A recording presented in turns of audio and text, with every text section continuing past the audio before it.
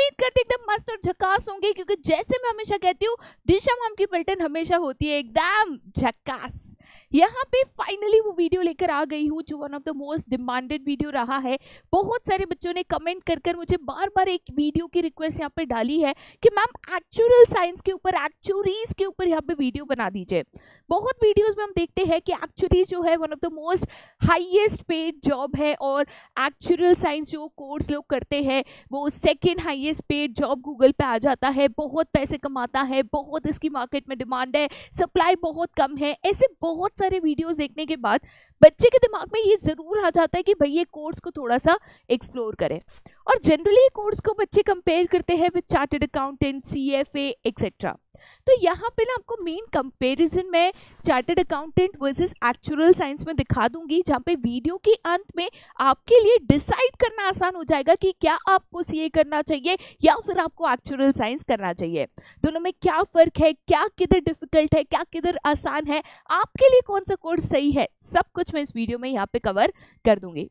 ठीक है, तो बेटा सबसे पहले अगर हम यहाँ पे चार्टर्ड अकाउंटेंट और एक्चुअल साइंस इन दोनों कोर्सेज की बात करें तो पहली चीज आ जाती है ये कोर्स की डिटेल्स। ठीक है, मतलब मेरे को अगर चूज करना है मुझे कौन सा कोर्स करना चाहिए तो पहले मुझे वो कोर्स की अंडरस्टैंडिंग होना बहुत ज्यादा इंपॉर्टेंट है। सिर्फ कौन से कोर्स में पैसा मिलता है, क्या करके पैसा मिलता है, ये देखना काफी नहीं होता है। अगर मैं दोनों कोर्स का एक रफ कंपैरिजन आपको दे दूं, दोनों के लिए एक सेपरेट इंस्टीट्यूट यहाँ पे बनाया गया है। जैसे CA कोर्स के लिए ICAI है, the institute of chartered accountants of India. Similarly यहाँ पे अगर आप एक्चुअल साइंस का कोर्स करना चाहते हो तो institute of actuaries of India करके एक सेपरेट इंस्टीट्यूट है। तो भाई आप कहीं से भी ये कोर्स कर लो, कोई फर्क नहीं पड़ता, इसकी डिग्री की उतनी ही वैल्यू होती है, वो भी थ्रू आउट इंडिया। ठीक है, दूसरी चीज अगर मैं कोर्स ड्यूरेशन की बात करूं, अगर आप CA करते हो तो CA अगर आप सारी चीजें एक अटेम्प्ट में क्लियर कर देते हो तो 4 से 5 साल मैक्सिमम समय लग जाता है आपको CA फाइनल क्लियर करने में, मतलब वो CA का टैग लाने में, CA की डिग्री प्राप्त करने में। ठीक है, लेकिन अगर आप एक्चुअल साइंस करते हो तो थोड़ा सा ज्यादा समय लगता है, 5 से 6 साल का समय लग जाता है, वो भी अगर आप सारे पेपर जो है एक अटेम्प्ट में क्लियर कर देते हो। ठीक है, इसका कारण भी बता देती हूँ, क्योंकि जब आप CA का कोर्स करते हो तो उसमें बेसिकली 3 स्टेजेस होते हैं। एक है आपका यहाँ पे फाउंडेशन, उसके बाद है आपका इंटरमीडिएट एंड उसके बाद है आपका फाइनल। अब इसी के बीच में आपका आर्टिकलशिप जो है, जो आपका यहाँ पे कंप्यूटर वाला कोर्स है, वो सारी चीजें इसी में आ जाती है। तो करीबन 4 से 5 साल के बीच में अगर आप सारी चीजें 1 अटेम्प्ट क्लियर कर लेते हो तो आपका CA का डिग्री हाथ में आ जाता है, राइट। लेकिन वही अगर आप एक्चुअल साइंस कर रहे हो ना तो इसमें 3 नहीं बल्कि 4 स्टेजेस आ जाते हैं, और इसीलिए कोर्स ड्यूरेशन थोड़ा सा लंबा हो जाता है। फर्स्ट स्टेज है that is core principles, then you have core practice, then you have specialist principle and then you have specialist advance.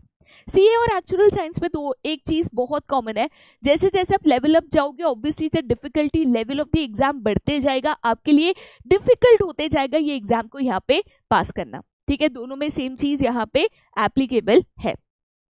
अब हम बात करते हैं एक अनोखी चीज की। वैसे अगर आपको चार्टर्ड अकाउंटेंट का कोर्स करना है, ठीक है, आप 12th अपीयरिंग हो या आपका 12th का एग्जाम हो चुका है, रिजल्ट नहीं भी आया है, तो आप जो फाउंडेशन है उसके लिए आप अपीयर कर सकते हो। मतलब CA फाउंडेशन के आप एग्जाम दे सकते हो, जून अटेम्प्ट दे सकते हो, सितंबर अटेम्प्ट आप दे सकते हो। इसके लिए अलग से कोई एंट्रेंस टेस्ट, जहाँ पे अगर आपको institute of chartered accountant of India में ICAI में अगर रजिस्टर करना है तो उसके लिए कोई अलग से कोई एंट्रेंस टेस्ट नहीं लगता है। लेकिन अगर आप एक्चुअल साइंस करोगे, ठीक है, तो उसमें 4 लेवल से प्लस एक एंट्रेंस टेस्ट है। मतलब अगर आपको एक्चुअल साइंस पे रजिस्ट्रेशन भी करना है ना, इसमें अगर आपको डिग्री भी करनी है ना मेरे दोस्त, तो उसके लिए एक एंट्रेंस टेस्ट देनी पड़ती है, और वो एंट्रेंस टेस्ट का नाम है ACET। और थोड़ा गौर से बेटा आप यहाँ पे देखिएगा, जो एंट्रेंस टेस्ट है उसके सिलेबस में ये 5 पेपर्स आता है। ठीक है, उसमें से पहले 2 पेपर्स है मैथमेटिक्स एंड स्टैटिस्टिक्स, राइट। उसके बाद एक लैंग्वेज है और बाकी 2 बेसिकली आपका इंटेलिजेंस लेवल टेस्ट करने के लिए है, जहाँ पे data interpretation and logical reasoning यहाँ पे दिया गया है, जो most of the entrance test में यहाँ पे होता है। ठीक है, चलिए आगे जाते बेटा फिर to the next important thing and that is subject knowledge. अगर आप CA करते हो तो मोटे मोटे कौन से सब्जेक्ट्स है जो आपको पढ़ने पड़ते हैं, ऑब्वियसली इससे कई गुना ज्यादा सब्जेक्ट्स है, बट एक रफ अंडरस्टैंडिंग मैं आपको दे रही हूँ। साथ ही साथ अगर आप एक्चुअल साइंस करते हो तो कौन से मेन सब्जेक्ट्स यहाँ पे आ जाता है। अगर आप सीए बनना चाहते हो या चार्टर्ड अकाउंटेंट का कोर्स करना चाहते हो तो मेनली इसमें अकाउंटेंसी, ऑडिटिंग एंड टैक्सेशन, ये 3 पे बहुत ज्यादा फोकस किया जाता है। कुछ हद तक इकोनॉमिक्स एंड कॉर्पोरेट लॉ भी इसमें आ जाता है, तो आपके मेन सब्जेक्ट्स देखोगे तो taxation, audit, corporate law, cost accounting, कुछ हद तक आपकी थ्योरी सब्जेक्ट जैसे इकोनॉमिक्स आ जाता है। ठीक है, नेक्स्ट अगर आप एक्चुअल साइंस देखोगे ना तो एक्चुअल साइंस जो है मैथमेटिक्स से बेटा भरा हुआ है। तो अगर आप मैथमेटिक्स पसंद करते हो, मतलब एकदम ऐसे प्रेमी हो, मैथ सॉल्व करने में बहुत मजा आता है, कोर मैथ्स आप ले चुके हो या कोर मैथ्स आपको लेना पसंद है या मैथमेटिक्स सॉल्व करना पसंद है या मैथ्स में मास्टर्स करना चाहते हो या मैथ्स में आगे बढ़ना चाहते हो, तो ये कोर्स आपके लिए यहाँ पे बनाया गया है। कोई भी बच्चा जिसने 12th में भी कह दिया था कि भाई मैं मैथमेटिक्स ऑप्शन में छोड़ दूंगा, मैथमेटिक्स मेरे को नहीं लेना है, वो बच्चे के लिए एक्चुअल साइंस बना ही नहीं है, क्योंकि ये ना पूरा का पूरा घूमता है मैथमेटिक्स के ऊपर। अगर आप इसके 4 लेवल के सारे सब्जेक्ट्स देख लोगे ना, अब आप पूछोगे मैम सब्जेक्ट कहाँ पे देखे, आपने तो बताया नहीं। अरे कोई दिक्कत नहीं है, आपको institute of actual science of India, ठीक है, या तो इंस्टीट्यूट ऑफ एक्चुअलीज ऑफ इंडिया इसको कहा जाता है, इसकी वेबसाइट है, जैसे ICAI की वेबसाइट है ना वैसे ही IAI की वेबसाइट है। वेबसाइट पे जाना है, उसमें सारे एग्जाम, सारे सिलेबस, सारी डिटेल्स गिवन है। उसमें आप देखोगे ना हमेशा ये 2 चीजें तो घुस कर आ जाएगी। उसके बाद आपका economics, life insurance, general insurance, इसकी नॉलेज आ जाती है। बिकॉज एक्चुअल साइंस अगर आप ये कोर्स करते हो, आपका मेन जो स्कोप है, जो जॉब है या मेन जो आपका काम है ना बेटा, सबसे ज्यादा इंश्योरेंस सेक्टर में है। क्योंकि जब मैं एक्चुअल साइंस की बात करती हूँ, इनका मेन काम क्या होता है, तो बेसिकली रिस्क असेसमेंट करना। अब जैसे फॉर एग्जांपल एक इंश्योरेंस कंपनी है, ठीक है, मुझे उनका रिस्क असेस करना है कि मान के चलो कल कोई नेचुरल कैलामिटी आ गई, भूकंप आ गया, अर्थक्वेक आ गया, साइक्लोन आ गया, तो उनको टोटल इतना प्रीमियम देना होगा। तो अब वो इस रिस्क को कैसे कवर करे, अगर कोई कंपनी कहीं पे इन्वेस्टमेंट कर रही है तो उसमें कितना रिस्क इन्वॉल्व है, उसको कवर कैसे कर सकते हैं, मिनिमाइज कैसे कर सकते हैं। तो बेसिकली इनका काम होता है हर एक इन्वेस्टमेंट में, हर एक बिजनेस में रिस्क असेसमेंट करना। और ये जो रिस्क असेसमेंट आप करते हो ये कंप्लीटली नंबर्स पे डिपेंड करता है, और इसीलिए इसमें मैथमेटिक्स एंड स्टैटिस्टिक्स का भारी खेल आ जाता है। ठीक है, लेकिन अगर आप एक चार्टर्ड अकाउंटेंट बन जाते हो, राइट, अगर आप एक चार्टर्ड अकाउंटेंट बन जाते हो तो इस केस में अगर आप नौकरी कर रहे हो, देखो चाहे आप दोनों में से कोई भी डिग्री करो, आप नौकरी भी कर सकते हो, आप पार्टनरशिप फर्म भी ओपन कर सकते हो, आप खुद का इंडिविजुअल फर्म भी ओपन कर सकते हो, आपके पास ऑप्शंस है। बट मैं एक अजम्पशन ले रही हूँ कि आप नौकरी करना चाहते हो, क्योंकि हम सैलरीज की बात कर रहे हैं। तो ऐसे केस में चार्टर्ड अकाउंटेंट जो है वो mainly in close connection with the board of directors of the company काम करता है। तो कंपनी के जो भी फाइनेंशियल्स है, अकाउंटिंग है, ऑडिटिंग है, टैक्सेशन है, इन चीज़ों को वो जनरली मैनेज करते हैं, और इसीलिए इनके मेन सब्जेक्ट्स में भी टैक्सेशन, ऑडिटिंग, कॉस्ट अकाउंटिंग, ठीक है, ये चीज़ें यहाँ पे आ जाती है। तो चार्टर्ड अकाउंटेंट कहो या एक्चुअल साइंस कहो, चाहे दोनों में कोई भी कोर्स कर लो, नौकरी करोगे, दोनों में मेहनत उतनी ही है। कोर्स वाइज अगर मैं देखूं, अगर मैं कंपेयर करूं कि चार्टर्ड अकाउंटेंट कोर्स करना है, एक्चुअल साइंस करना है, तो कौन से डिफिकल्ट है। मैं अगर डेटा एनालिसिस करूं या मैं अगर लोगों के रिस्पॉन्सेस भी देखूं, तो लोगों के मुताबिक एक्चुअल साइंस कोर्स जो है वो ज़्यादा डिफिकल्ट है अगर मैं इसको कंपेयर करती हूँ चार्टर्ड अकाउंटेंसी कोर्स से। But again difficulty person to person change हो जाती है, जिसको मैथमेटिक्स खेल लगता है, हो सकता है उसके लिए चार्टर्ड अकाउंटेंट ज़्यादा डिफिकल्ट हो as compare to actual science. But एक जनरल एनालिसिस लेंगे ना, ये कोर्स ज़्यादा डिफिकल्ट है, लेवल ज़्यादा है, ड्यूरेशन ज़्यादा है, तो इसीलिए थोड़ा सा इसको क्रैक करना भी ज़्यादा डिफिकल्ट हो जाता है। ठीक है, अच्छी बात ये होती है कि एक्चुअल साइंस का अगर आप कोर्स कर रहे हो, चारों लेवल्स नहीं क्लियर कर लिए, 2 लेवल्स क्लियर करने के बाद भी नौकरियां मिल जाती है, मार्केट में उपलब्ध है, जहाँ पे आप इंश्योरेंस सेक्टर में, जो लोन सेक्टर्स होते हैं, बैंक्स होते हैं, ठीक है, इनके साथ जो इन्वेस्टमेंट कंपनीज होती है, इनके साथ आप जॉब्स फिर भी कर सकते हो, जॉब्स आपको मिल जाती है। तो ऐसा नहीं आपका करियर कंप्लीटली वेस्ट हो जाता है, राइट। तो ये चीज़ आपको यहाँ पे समझनी है। एक अगर मैं आपको मेन फाइनल कंक्लूजन दे दूं, मतलब एक अंडरस्टैंडिंग दे दूं कि मैम वीडियो तो देख लिया बट अब समझ में नहीं आ रहा है, करूँ तो करूँ क्या।